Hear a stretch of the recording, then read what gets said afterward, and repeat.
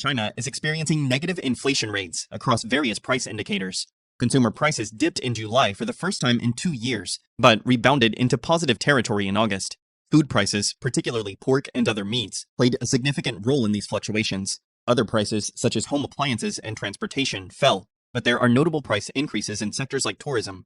Producer prices continued their 11th consecutive month of decline in August, dropping in 20 of the 29 main subcategories, with published data. China's export prices are also declining across most major product categories. This situation prompts the question of whether China will transmit this deflation to the rest of the world. While China sits at the end of many global production chains and is the world's largest manufacturer, it's essential to distinguish between consumer and producer prices.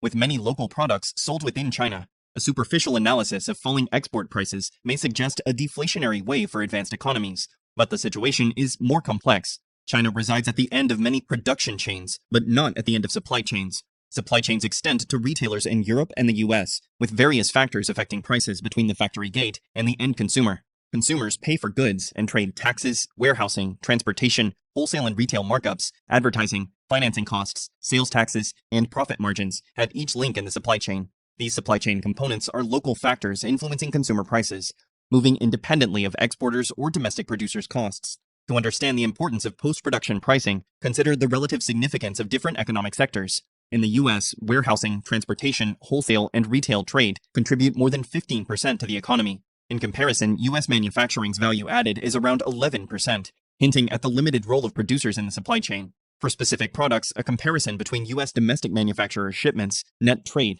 and consumer spending reveals the value of domestic production sold to local consumers, imported goods at ports, and sales to the final consumer. Domestic and foreign producers capture around 30 to 40% of US consumers' prices in some sectors like clothing, footwear, and household furniture. While this doesn't apply to all items, exporters in the US typically receive less than half of the consumer price. As a result, China's export price deflation is likely to have a moderate impact on disinflation for the rest of the world.